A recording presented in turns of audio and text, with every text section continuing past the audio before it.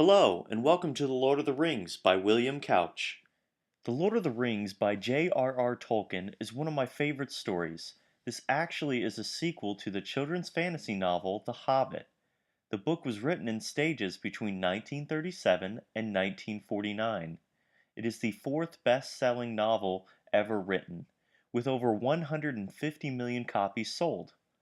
Although The Lord of the Rings is split up into three separate books, Tolkien originally wanted a two-book series called The Lord of the Rings and The Silmarillion. The story is about a dark lord named Sauron who earlier created one ring to rule the other rings of power as the ultimate weapon in conquering the world known as Middle-earth. During the war, men, elves, and dwarves were able to destroy Sauron. The ring fell to a man, who took it to the one place where it could be destroyed, Mount Doom. He changes his mind and keeps it. While in the countryside, he dies and the ring is lost, but a creature finds it named Smeagol, or Gollum, and brings it to his cave. He loses the ring to Bilbo, a hobbit. Bilbo hides in the countryside of the Shire until his 111th birthday, where he puts on the ring, tells the community he is leaving, and then turns invisible. A wizard named Gandalf comes to see Bilbo and tells him he must leave his ring for his nephew Frodo. Gandalf then tells Frodo that the ring is the all-powerful ring and Sauron is always looking for it. Now, his evil minions are on their way to take the ring back and kill anyone who gets in their way. Frodo must take the ring to Rivendell, the elven city, where they will discuss what to do with the ring. Gandalf warns Frodo that if he puts the ring on, the evil minions and Sauron will know his exact location and come for him. Frodo gathers his close friends and embarks on the journey to Rivendell. On their way, they meet a tracker who shows them the path. He is actually the descendant of a king who kept the ring all those years ago. He takes them to Rivendell, where the Elf King decides that Frodo has to go all the way to Mount Doom to destroy the ring. He tells them that each race will send a member to ensure the task is completed. On their way to Mount Doom, they must travel through dangerous places, fight many unknown beings, destroy creatures, and fight many battles. All while each member of their group is being tempted to take the ring and use it for their own purposes. Many people die to ensure that the ring will be destroyed. Frodo continues to get weaker as he gets closer to Mount Doom. In the end, the ring is destroyed, evil is vanquished, and everything is perfect in the Fellowship. Well, except for Boromir. This is one of my favorite stories due to the underdog concept. The fate of their world rests with the smallest, simplest creature to destroy the evil in their world, along with the fact that friendship is strong enough to get you through anything. As the years and technology has progressed, so has the story. Originally, the first installment was published July 21st, 1954, and the last installment was released in October of 1955. Since then, this high fantasy adventure novel has been adapted for radio, film, stage, and video games. In 1955 through 56, the BBC broadcast The Lord of the Rings, a 12-part radio adaptation of the story. In the 60s, radio station WBAI produced a short radio adaptation.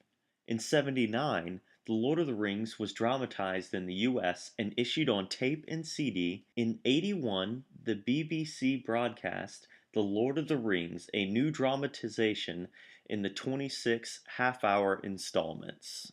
This opened up a broader audience and changed the way the story was told. In 1978, director and animator Ralph Bakshi created Tolkien's The Lord of the Rings, an animated epic feature lasting 2 hours and 12 minutes. The film combined two of Tolkien's books into one movie. The movie followed the book quite well. Due to time constraints, the general story was told, but much was lost. The film is now available for free on YouTube. Rankin Bass, who directed the prequel, The Hobbit, directed The Return of the King in 1980, which wrapped the story up.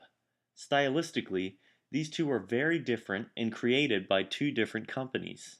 This makes the series as a whole difficult to watch. In December 2001, the live action film trilogy launched its first installment, The Fellowship of the Ring. In December 2002, The Two Towers released. And in 2003, The Return of the King released, all directed by Peter Jackson. The production budgets for these films were roughly $94 million each, but totaling in roughly $2.8 billion gross. All three of these films were released onto DVD and re-released as extended editions, which added an extra 1.5 hours to 2 hours per film.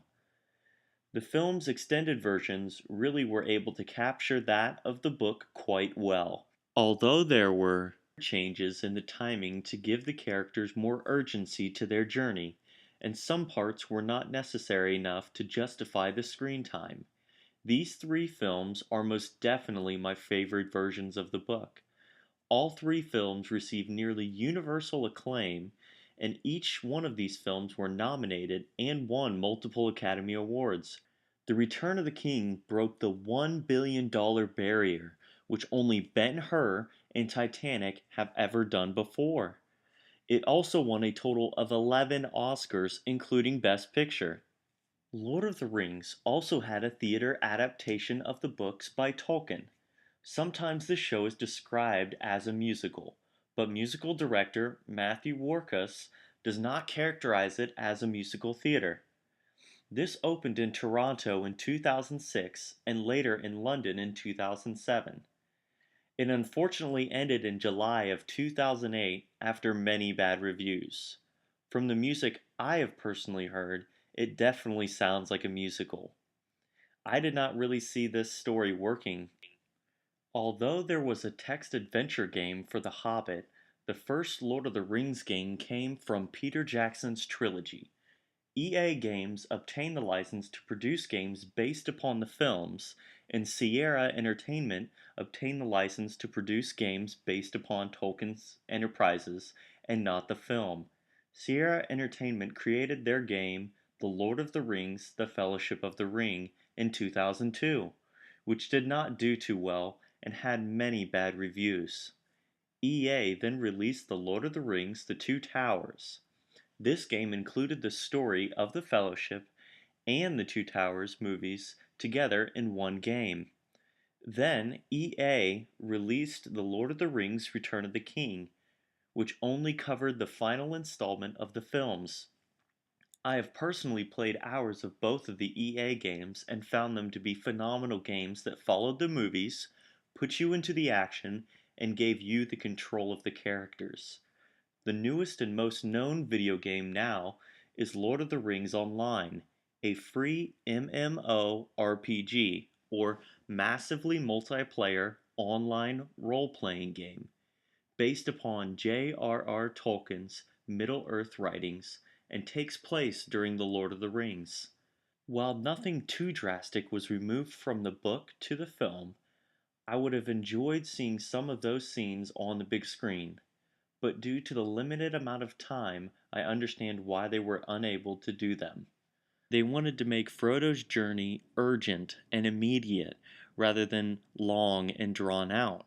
In the end, the films did paint a pretty good picture of what the books did portray.